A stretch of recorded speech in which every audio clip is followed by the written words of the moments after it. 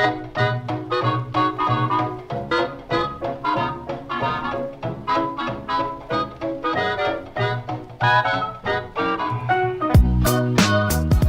and welcome to Movie Film Studios, the only podcast that takes you inside the mind of two film studio executives as we unravel and then re-ravel the best that Hollywood has to offer. I'm Isaac. And I'm AJ, and this week our demonically possessed corpses merge into one body as our mum pleads with us to stay away from a life of drugs and crime. But before we get into something new, it's time for something old as we check in on our last feature in Box Office Report. Last week we released the action-adventure horror film The Final Flight of Sir Arthur Coggington. Sure. It's a fluid S, it moves around a bit. And a fluid G as well. How did we go? I don't really want to talk about it. Why? I was so excited for this film. I really got into the universe. We built great characters. We built a great setting. Yep. I sat down. I wrote the script for this one. Normally we get a writer in. I sat down and wrote that. Immediately after that, I wrote the second and the third installments of the franchise. We signed on Eva Green and Ray Fiennes and Millie Bobby Brown for 3 films. It felt multi-film contract deal. Felt like we had it in the bag. It really was a passion project for And you. then we just misread the market. It Sky Captain in the World of Tomorrow. No. It crashed and burned into the sea, just like the airship Azathoth in the film. Box office reception was not good. No. I can't figure out why. What happened? For the life of me, the public weren't interested in it at all. This is a disgrace. This is one of this is a film we actually cared about. This is the film we actually poured in our passion and our creativity. Screw all the other stuff we've done before. This was it. I could feel it. This was the franchise that would have made bank for us. Yeah, absolutely. And it just died. It's just the public just didn't. Maybe it was ahead of its time. Maybe it was behind its time. I can't tell you. Here's what we need to do. This is what we need to do. Now, I know that people haven't done this purposefully before, but I'm going to pitch that we do it for the first time on purpose. We try to capture the public's attention after we release it to Blu-ray. So in the same way that, like, Firefly, the TV series, totally down the toilet. No one watched it back in the day because Fox did whatever with their schedules. Blade Runner, Arrested Development. So we've got a cult classic here. Yep. We've got an absolute cult classic here. So all we need to do is release it to Blu-ray, to streaming services, and let it just sort of simmer in there for a little while. Then you'll start seeing the costumes start popping up at Comic-Con. You'll start seeing the forums light up with people saying, have you seen this movie? It's absolutely fantastic. I don't know. I mean, I assume it's a great film. It is. It's very absolutely a great film. The word will start going. The word will pick up. Pretty soon we'll be back to do a TV series of it. All right. Okay. We need the public outcry. Yeah. The hashtag bring back Coggingston. Bring back Coggingston. The hashtag could be pretty long. I'm not sure how many characters you're allowed in a tweet these days, but it'll probably they've extended take up all of them. They've extended it, and if it's not enough, we'll back for them to extend it a bit all right. more. Okay. So we've got to play it as a slow burner. Yeah. I'm all about those box office numbers. Yep. And sometimes the money comes later on. All right, we'll but slow this play is a this slow one. burn on purpose. This Okay. isn't like we need to cut our losses and just put something out there and who cares how it sells. No, this is a genuine. We may have to go into the forums and just say like, yeah, exactly. Oh, have you seen this film? It's pretty great. I also, you mentioned the Comic-Con, and we've deliberately made this the steampunk cosplayers. Top hats, valves. So we may just have to pay a few people to go to Comic-Con in these costumes and sort of start sowing the seeds of this cult Absolutely, classic. yeah. And then we'll make bank. All right, okay. It'll happen. I'm happy. I'm happy if that's the future of this film. All right, on to this week in trailers. And first film for you today is Ben is Back, starring Julia Roberts, Lucas Hedges, and directed by Peter Hedges. Oh my god, I can't believe it. Hi, Mom. Oh, I see you. Is it you? Is that Ben? Did you see? He's gained some weight and he's got the sparkle back in his eyes. He's clearly doing better. So then why are you hiding everything? We said we weren't going to do this again, remember? I agree. And if it weren't Christmas, you get a day. This time tomorrow, you are back in sober living. Yeah, okay. You do not leave my sight ever. Because for the next 24 hours, you are mine, all mine. Got it? I got it. Hey, Burns! I thought you were dead. So this film's real heavy. It's a little heavy. We watched a teaser for this probably about sort of 3 or 4 months ago, which didn't have that much in it. It's the opening shot where Julia Roberts is sitting in a car and you see the son's waiting in the driveway and they're like, oh, Ben is back. And that's the name of the film. Yeah. This trailer number 1 gives us a lot more insight into Ben is his life has gone off the rails. He's into drugs. He owes people's money. Yep. And Julia Roberts, his mum, is constantly bailing him out and trying to offer support, even though he's like, I told you I don't need support. I told you not to trust me because I was going to betray you. And then other mum's like, everything's going to go wrong, but you'll hate yourself if you don't try and support your own kids. Yeah, exactly. And that's the film. And it is super heavy. It really is. I think this is fishing for Oscar. Oh, yeah. It's one of those films that it absolutely will say a tour de force for Julia Roberts or something in the later trailers after everyone has seen it and we haven't. Oscar winner. Or Oscar. Yeah. She won for Erin Brockovich. That's right, she did too. And then this blatant act of nepotism of Peter Hedges casting his own son Lucas Hedges in the title, the eponymous role, I suppose, is the Ben of the Is Back fame. Yeah. To be fair, I mean, his son is an actor. He's a bona fide actor, and he did Moonrise Kingdom. So there you go. He was in that. He was in the Grand Budapest Hotel. He's really... He's Wes Anderson's He's Wes friend. Anderson's friend, And, he was in Zero Theorem as well. He's a Terry Gilliam... I mean, maybe his dad's just like super jealous of all this attention. True, because Peter Hedges wrote What's Eating Gilbert Grape and Dan in Real Life, which was Steve Carell's move from comedy into serious films. Yeah. So yeah, this is it's heavy. It is. It's full of like Julia Roberts and Lucas Hedges have poignant moments in every single location. Because normally a trailer will go, let's take the pivotal moment where the two characters are having heartfelt conversations with one another, and we'll take out snippets of that conversation and play it throughout the trailer. In this one, they have heartfelt conversations everywhere. In a car, outside a drug dealer's house, supermarket. In a supermarket, in their own house, outside their own house, inside their own house. It's just a poignant conversation after poignant conversation between Julia Roberts and Lucas Hedges. Yeah, exactly. I also like that this trailer just constantly made Julia Roberts say that it was her son as well. Yeah. Like as if we'd sort of forgotten, or like it was a bit of exposition that we need to reveal that they're actually related to each other. But they just keep doing it. Yeah. It's like, my son. You are my son. Hello, son. I think that's probably... What's wrong, son? Peter Hedges writing the script, letting it bleed in too much. I'm going to cast Lucas in this one, my son. All right, the next trailer for this week's episode is simply called Jonathan, starring Ansel Elgort, Patricia Clarkson, Suki Waterhouse, and directed by Bill Oliver. How are things between you and John?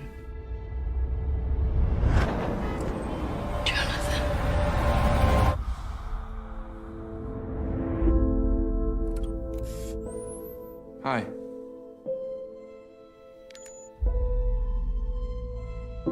Work was good, but I've been feeling a little tired lately. Have you? You each have busy lives. It's natural. Don't worry. Come to think of it, I have been a little tired. I don't know what it is. Yeah, right. You went to the Rialto bar. Hey, John, forgetting something?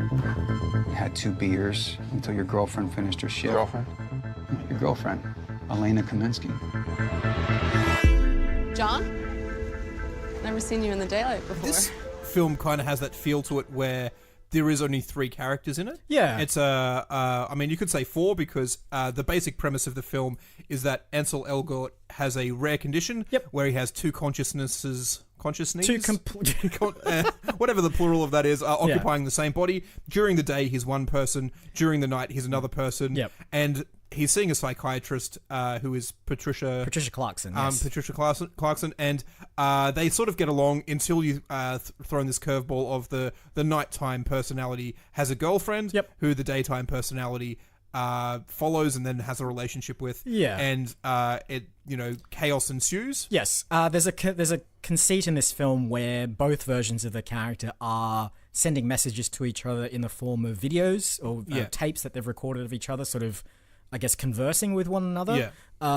And the idea is that the nighttime version of his character is very clearly outgoing, very adventurous, and possibly a little bit evil. Yeah. Who knows? This trailer had a weird kind of semi-horror flavor to it as well, in that it just sort of quickly switched between both versions of the character. For the most part, the film seems to stay with the daytime Ansel, who's much more restrained. We call him really. Ansel. The film's quite clearly called Jonathan. Yeah, I know. I'm For pretty some reason, sure I that's his name. forgot the character's name, and it's like, no, it's okay. Anyway, we follow the daytime Jonathan, who is very restrained, very quiet, and I guess kind of shy. Looks like he's got a bit of OCD. In Possibly, the way that yes. Is everything's in its place and everything has a place. Yeah, and whatever that saying is. And there's a battle between each other, as I guess the nighttime version baits the daytime version, and so on and so forth. Yeah, so I mean, the bigger twist in the trailer, at least, is that they've both fallen in love with the same girl. Their relationship starts falling out, and I think one of them may hurt this girl, possibly, or do something to them. And yeah, it actually kind of looks really interesting. Yeah. Like in terms of psychological kind of thriller things, it is an interesting idea. Yeah, looks like it's handled quite well. I like that they've kept the cast quite small. Yeah, there's a good pedigree of like small scale science fiction films that do quite a lot of big picture stuff with a very tiny cast, like Gattaca or Moon. Deus Ex, not Deus, is it Ex Machina? Ex sorry. Machina, and Moon with Sam and Rockwell. Moon as well. Yeah, well, there you go. Sam Rockwell, and I think Sam Rockwell's in it as well. Yeah. This could join that same pedigree of films that do really well on. It looks good. I do have a feeling it probably won't. It'll probably who knows disappear. I like Ansel Elgort though. He's a good actor. But anyway, on to the final film for this week's trailer, which is The Possession of Hannah Grace, starring Shay Mitchell, Gray Damo, whatever, Stana Katic? Stana Katic, that's from the one. Castle. Yeah. Okay, she's in this. I didn't see her in the trailer. She's in it apparently, and directed by Diedrich Van Rooyen. This job is not for everyone. Because of the hours? Because the only co-workers are cadavers. I heard there were issues. Yes, there were issues. But I'm much better now. Welcome to the team. You're the new girl. Megan. Well, I got a weird one for you. Her name is Hannah Grace. And her family was performing an exorcism or something on her. Dad? Something went wrong. And then she died in the middle of it.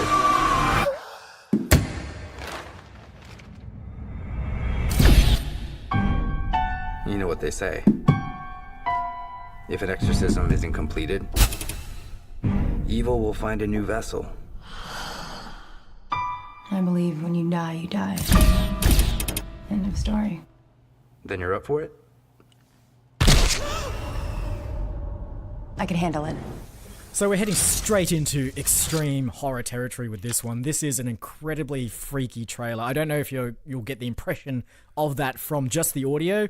If not, go and watch it, because it's freaky. We've watched a couple of pretty spooky trailers. I think Pet Sematary last week. Yep. There's been a spate of those horror things going on. Yeah. This trailer, out of everything that we've watched, freaked me out the most. It really did. It looks really, really, really creepy. Yep. So we follow Shay Mitchell, who is a coroner, and a body has just come in who the ambulance attendant says was involved in an exorcism. And the subject of the was the subject of an exorcism, and she apparently died halfway through the exorcism. And the whole, folklore is that if the subject dies halfway through an exorcism, the demon inside them needs to find a new host. Yeah. And so basically, it's a locked in a hospital. Autopsy. I don't know why they're doing the autopsy at midnight, or why she's the only person in this hotel. To be fair, I think it is a thing where, like, if a body comes in from the ambulance, they do that kind of stuff as soon as possible. But basically, it's the coroner sort of alone in the hospital with this corpse, which is all twisted up It is, and quite that's the creepy freakiest looking. thing about it. I've never seen The Exorcist, Yeah. but like I think one of the things is, you know, she's on her back, arched backwards. Yeah. Her joints are all articulated out of position. Yep. Her head twists around. I think this body is half burnt as well for some reason, which we don't really see. I imagine it's some part of the exorcism. There's some flashbacks to the actual exorcism itself, but anyway, the concept of the film is that this demon is trying to get out, and the corpse basically comes alive and does all sorts of really freaky things, like insanely freaky things. So you mentioned all of the actors in this, and they all have incredibly difficult to pronounce names, but this completes the trifecta of films this week that have someone's first name in it, because we had Ben is Back and Jonathan in the Possession of Hannah Grace. Yep. Is this a trend in films in general, just putting... Because there was The Exorcism of Emily Rose was another horror film. The Assassination of Jesse James by the Coward. That's a double one. Another, yeah, Coward there you Robert go. Ford. Yeah. I don't know. Maybe it is a trend. Maybe it's something we need to follow in the film that we make. I do want to point out one thing in this trailer, and if you are going to go see it, then sorry, spoilers. But you know how horror films always have that kind of like, or at least the trailers, always have that one moment at the end where the main character or the protagonist seems to be trapped in in an unescapable situation with whatever the scary thing is, the zombie, the corpse, the demonic presence or whatever. This trailer has about 10 of those moments. Yeah.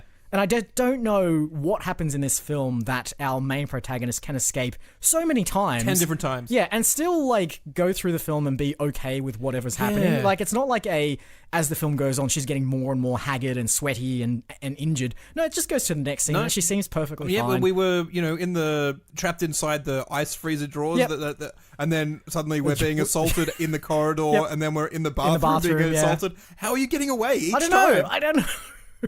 It's just one of those things. I'm not going to see this film to find out. Maybe I'll read the Wikipedia summary afterwards, but...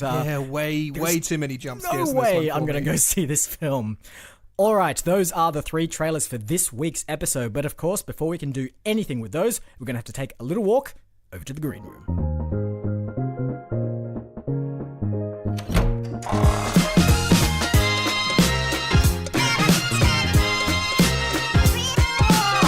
All right, here we are in the fabulous, fabulous green room. Now, let's have a quick summary or recap of this week's trailers. We have a heavy mother-son drug dealer relationship. Yep. We have a psychologically fractured thriller. Yep. And we have a horror. It's straight up just scary. What's the scariest thing you can think of? Put that in a film, and that's what you get with The Possession of Hannah Grace. Yeah, indeed. So I believe it's my turn to pick this week. Kind of a very complex mix of films. Yeah, last week we had the big budget Hollywood action films. This is all very psychological. Yeah, it's more of a trip inside people's brains and relationships than it is into the big world. Where's the family friendly fun? Where's the action adventure? Where's the I don't want to walk out of the cinema crying film? All right. Interesting. I believe. I almost feel like we need to do a little bit of a combination of these films. So I think, for the most part, I'm going to pick Ben is Back as our sort of headline film. And really what I want to pick out of that is the mother-son kind of dynamic there. Yep. And the idea of the two of those thrust into a situation that a mother and son wouldn't normally come across. Okay. So in Ben is Back, obviously, the idea is that there's a bit in the trailer where Julia Roberts basically goes along with her son to what looks like rob a house, perhaps. No, I think it's to pay off because she counts out the money and said, once you pay off this money, you're out. And he goes in there and gives the drug dealers. I like the idea that she has to drive him around to these things like a little kid. Yeah. I like the idea of like these two. This relationship being thrust into a situation or a location or something that's really not where you would expect these two characters to be. And on that point, we should really take something from the horror genre. Even we did something like that last week, maybe not.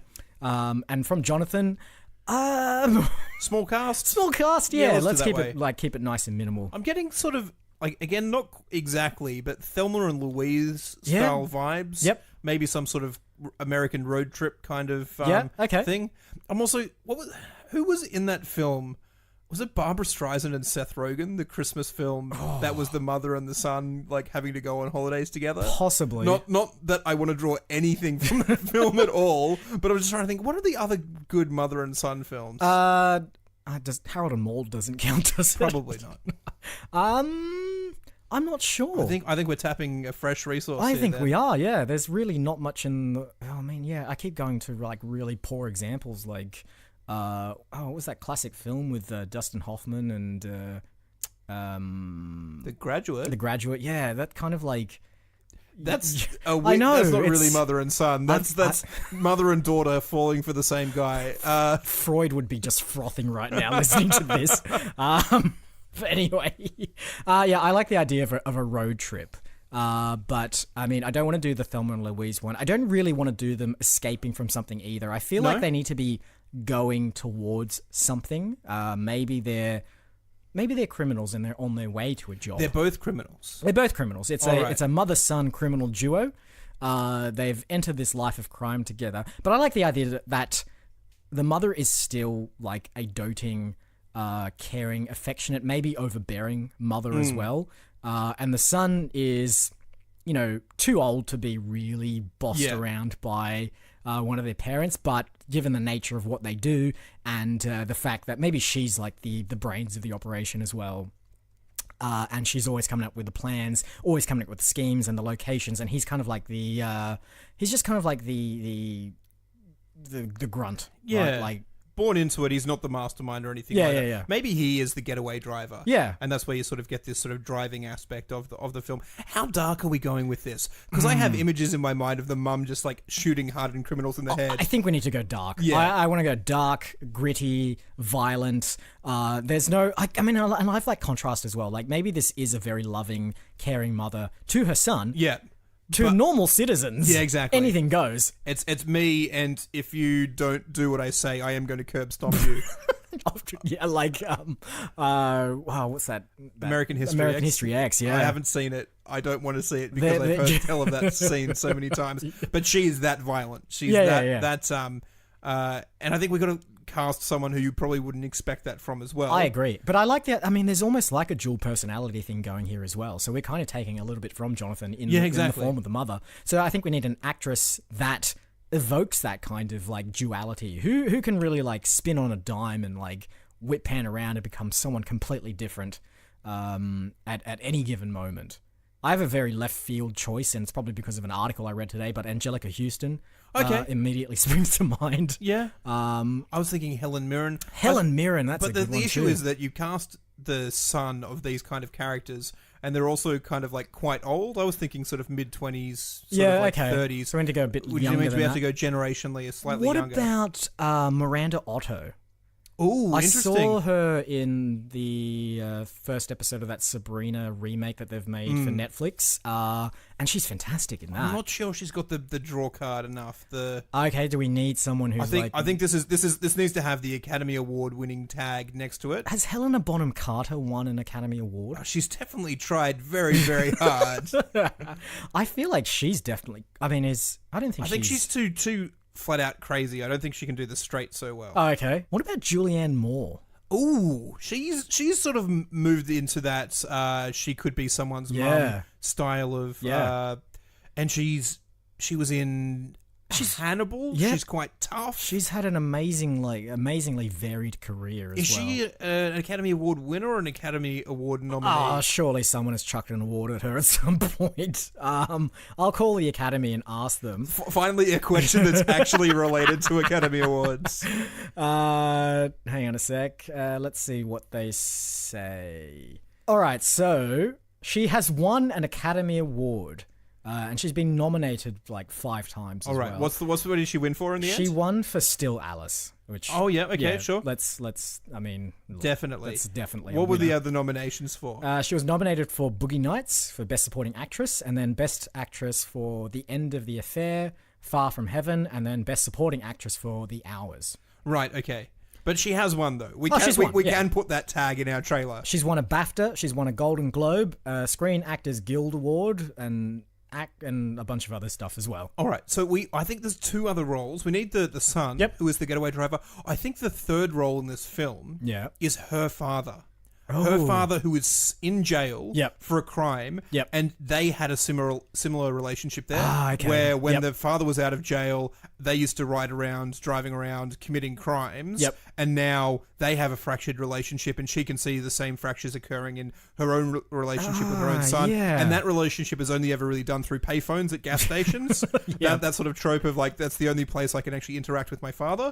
So we need a younger guy, and then we also need an older style. The older guy, I immediately went to Mandy Patinkin, who is from the Princess Bride. From the Princess Bride and a couple of TV shows. That's fine. He's not really a film kind of star, is he? He made his name. I was thinking Christopher Plummer, but I'm fairly sure we're a bit late on that one. So I mean, if we're going for Academy Award winning, definitely. Okay. I think that's so the entire cast needs to be. I think the son can be a nominee, and this is his chance. To bring home that little gold statue. But the rest of the cast needs to be Academy Award winning. All right. Who else has won an Academy Award? Robert Redford? Robert Redford, yeah. Or Jack Nicholson. I could probably see Robert Redford being Julianne Moore's dad a little bit more than... Probably, yeah. I can't imagine anyone being Jack Nicholson's child, to be honest. All right. The only issue I have with this is if we get Robert Redford on board to act in it, he's going to want to direct it. You know what the other problem is? He retired from acting. Really? Yes. I mean, it didn't stop us with... everyone else. This is true. We might be able to woo him back into the world of cinema with like a gripping, intense, drama-filled family plot. Michael Caine retired from acting about 10 years ago. That's true. And he's made about 3 films ever since. You're absolutely right. Okay. Well, I'm fine with Robert Redford. All right. So Robert Redford is the dad. He's in jail. Julianne Moore is the mum. Now our son, our Oscar nominee. Like, I mean, they can win as well. Like, but how many young actors out there have actually won? We're thinking about like the mid-20s kind of. Mid-20s kind of vibe. I don't want to cast Spider-Man kid because we've done that before. Tom Holland's been in a lot of our films. We'll just reject all the Spider-Men. No Tobey Maguire, no Andrew Garfield. Who else is a young, up-and-coming, aspiring young actor? What about? And I know we've cast him a lot. Liam Hemsworth. Liam Hemsworth. He's definitely got that kind of like he's on the edge of being a bad boy kind of thing. All right, can I pitch an alternate one? We'll put them up against each other. Circle around. Yeah. Okay. We'll compare and contrast. Yeah. Nicholas Hoult. Ooh. From About a Boy, Mad Max, X-Men, Warm Bodies. He's got a kind of like angular facial expression most of the time. I feel like he could definitely play that kind of switch on a dime kind of style character. So how does he compare to was it Liam Hemsworth? Liam Hemsworth. Yeah. What are your thoughts? He's a bit softer. Yep. But is he like just hard enough to play a hardened criminal? That's right. He was in Skins, so I've definitely seen him as a bit of a wild child kind of yeah, okay. We haven't cast him anything before, and the Hemsworths have had a long good run. Historied run in our films. So Nicholas Hoult, as the son of Julianne Moore and grandchild of Robert Redford, in a trans-American car trip criminal bank robbing. Maybe they're going to break out the grandfather. Oh, that's actually, but we don't know that. But we don't know that. Yeah. Well, maybe this is one of the plans, right? The plan is the mother has conceived of this plan to break out her father, who's incarcerated. He's been incarcerated for life for murders and crime and all sorts of stuff. But she only tells her son that we're doing a job. Exactly. Yeah. And I'm not going to tell you what the job is, but you're going to listen to me and follow it, and everything's going to go fine. They need to travel halfway across the country to get to this jail. And of course, along the way, there has to be... They stop off at pool halls where they smack people over the face with... They knock off ATMs and there's a whole bunch of stuff in there that builds a relationship. Yeah, for sure. And then it's slowly revealed to the son that the job is to rescue, his grandfather, her father. Yeah. But you know what the twist is? Yep. Robert Redford is dying and doesn't want to die in prison. Great. And he's only got about 4 or 5 days to live. Yep. And they have to bust him out, and he wants to overlook the ocean as he dies. And so beautiful. That's the sort of the ending to it. Yep. And she's just like, she promised him she'd do it. Yep. And so has to take the son along for it. All right, so I like the idea that we're adding a little bit extra stakes in terms of the time factor. Yep. Can we amp that up even more as the film goes on, just to add an extra amount of like stakes, high tension, high drama, just to really like pump it up a little bit there. I think we want to shorten like the amount of time that they have available. Okay. In a way, how long does it take to drive across the United States? I feel as though it should be a couple of days. I think it's at least a couple of days. Yeah, so maybe it's like like the doctor's like, you've got 72 hours kind of thing. Yeah. I don't know how good doctors are at predicting the exact time of death based on factors, but prison doctors are great at that. And so whatever time it takes to drive across the US is like that time minus a couple of hours. Yeah. So it becomes very much we have to drive all night kind of thing. Yep. This actually feels very serious, kind of in the way that I think we may be able to get Nicholas Hoult his Academy Award. I think that's definitely on the cards here. If it's heartfelt, it's a bit violent, it's a bit criminally. You get Julianne Moore just constantly switching between motherly and incredibly violent. Exactly. See, what's great about this is that it always comes down to we're rescuing a dying grandfather. So no matter what they do, I guess, within reason, depending on how far we go with it, everything that they do is justified. So let's say there's a moment where like, the wheel falls off their car, or like they've run out of fuel, or they need, their battery's flat. Yeah. They just have to go and steal it. Exactly. Like, they just have to go and steal it. There's a couple of movies this reminds me quite a lot of. One of them is Rain Man. Yep. And the other one is Dumb and Dumber. And there's this fantastic sort of buddy road trip. In this one, like, I mean, we got to draw on both of those for those classic scenes of like getting into fights at diners and running out of money or running out of luck and having to swindle people in card games and all that sort of fringe criminal stuff that goes on. But we have to go like high drama as well. Yeah. So what if it's just going to be a series of conversations with Julianne Moore and Nicholas Hoult in a variety of locations talking about their relationship. Well, here's how we add a little bit more drama to it as well. On the other side, where the grandfather is, independently of these two, because he doesn't know that they're coming. Yeah. He's decided to mount a jailbreak. Okay. So he's got 72 hours to live, and he's like, bugger this, I'm not dying in a hospital. I'm going to break out of prison myself. Yeah.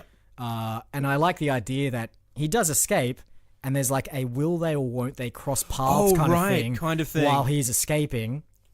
I do like that tension of, as the audience, we know something about those characters that they don't know about themselves, and it really drives the stage. Please, just if you just open up the trolley and see that it wasn't his dead body, he was still alive and he was sneaking himself out that way. Yeah. You'd realize it, but they don't end up doing it. I also quite like the idea of as they go along, the more people they piss off, the more people start chasing them on this adventure until they sort of like do finally catch up with them at the most inopportune moments right at the end of the film at this sort of like prison location. Is this... I'm cutting to the end here. Now, I need to know if this is either too grim or too stupid. But let's say mother and son, we should give them names, but whatever they are. We cast them early enough. Normally we cast at the end. We struggled through the casting early. I'm not referring to them as anyone else except Julianne Moore and Nicholas Hoult and Robert Redford. Okay. So Julianne Moore and Nicholas Hoult are like almost at the prison, and behind them they've got an absolute convoy of a la Thelma and Louise, like an absolute convoy of authorities, police, law enforcement agents, bounty hunters, everything is just after them right now. Robert Redford, on the other hand, has escaped from jail and is just like running down the road. Is it too grim if they hit him? Yes. And kill him? I think so. But isn't it poignant if they like do that and they're like the story ends with them like cradled over the dead body? I know. I still really like the idea of the car parked on a cliff top overlooking the setting sun. Yep. And Robert Redford's dead body is in the car, and the authorities catch up to it, and they're like, "Put your hands up! Put your hands up! Put your hands up!" And it sort of just pans, and he's just peacefully dead in the car. Yep. And the mother and the son aren't there; they've managed to get away somehow. Yep. And the authorities are like, "Oh, is this the person we were chasing?" I'm not really sure, but he's dead. And there's sort of this mixture of between bittersweet, he's dead, but he got what he wanted, and the authorities caught up to them, but the mother and the son escaped. Yep.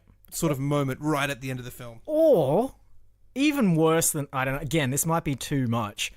So let's say they make it to a cliffside, right, where there's it's leading onto the ocean, because Robert Redford's character just wanted to die near the ocean. Yeah. But he died before he could make it, and the mother and son have got him. They've got his corpse. They're going to take him to the seaside and basically just, throw his body off the cliff and say, your wish has been fulfilled. Yeah. Let's say they do that, but they're in hot pursuit. There's a whole amount of police and everything.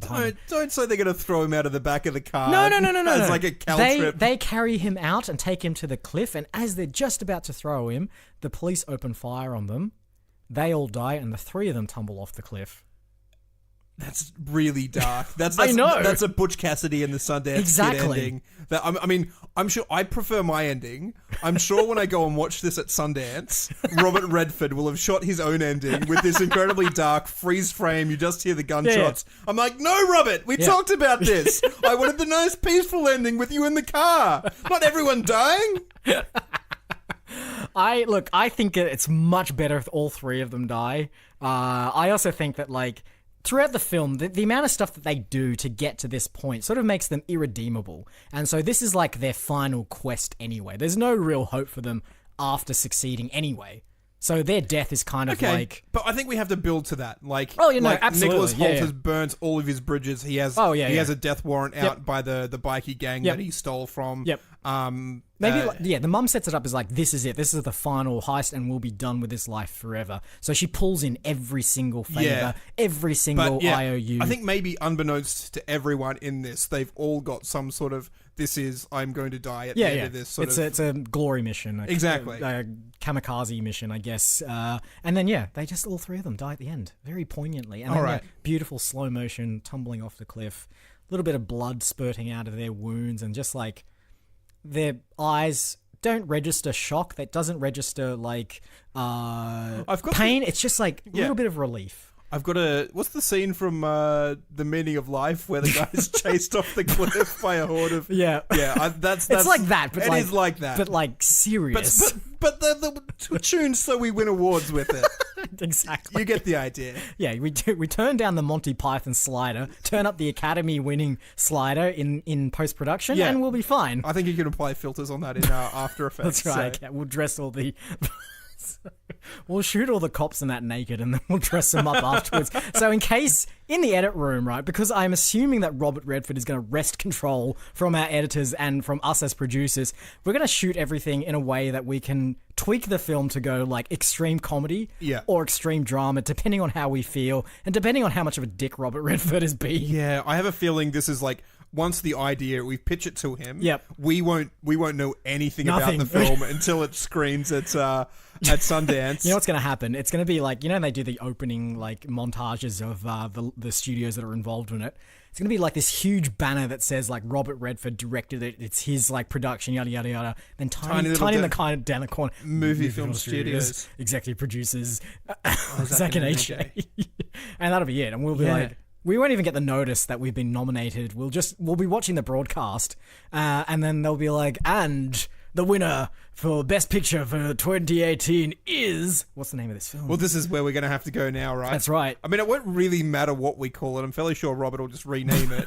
But we have to give him something on a script. We need something that they can write on the clapperboards as at least a shooting title. Working title. Yeah, exactly. And we could go down the Star Wars route and do something that's just not even remotely related to it. So you know how they did Blue Harvest for... But that was so Towns would stop bilking them out of money. For sure. So, for sure. But maybe that's the case. Maybe once they figure out that Robert Redford is directing this film, they might be oh, hey, hello, cha-ching. Do we need to give Robert Redford a pseudonym as well for director? Arthur Coggington. That's the most incognito name that one person could ever possibly think to come up with. And the name of the film, November Sunshine. Is it November Sunshine? That's not bad. That's really not a horrible name. No. Maybe November Sunset. Yeah, that's a better one. Yeah, because he wants to see the sunset. Yeah, beautiful. November Sunset, shooting title. to be changed by Robert Redford at will, directed by Sir Arthur Coggington. It'll have his name on the actual trailer, but it's just when we're, booking the... He's going to be in the trailer, as an actor. Yeah. It's really just for when we're booking locations in New Mexico or wherever it happens to be set, and they're just sort of like... Is there water in New Mexico? There's definitely coast in New Mexico at some point. Cool. And they're just sort of like, oh, this is a big budget Hollywood film with Robert Redford. We'll just hike the prices up by 200%. If they say, oh, this is a film by Arthur Coggingston, we don't know that. We'll just charge them regular prices. We save a bit of money that We might way. get a discount for exactly. being an indie production. I think that's I think that's it. All right, housekeeping as per usual. We are online at moviefilmstudios.net, where you can find all of our previous episodes, our bios, and of course, Mfwizawidada, the database of films that we've created on this podcast. Have a search through Facebook for Movie Film Studios and join the community where we post clues as to the trailers we've watched in upcoming episodes. Good luck on this one. Every single one of them has a person's name in it. They do not make emojis for names. They don't translate well into foreign languages. Just use the Jonathan emoji, you'll be fine. It's a picture of Jonathan Taylor Smith from Home Improvement. Taylor Thomas. Taylor JTT. Thomas, whatever. If you aren't listening to this podcast and would like to, you can listen to us on Apple Podcasts, iTunes, Spotify, Podbean, YouTube, and pretty much any other place that you get podcasts from. Do your job, web spiders, and infiltrate the podcasting world with our voices. And I think that's it. All that remains is to thank you once again for listening this week. I've been Isaac. And I've been AJ. Roll credits. Watch when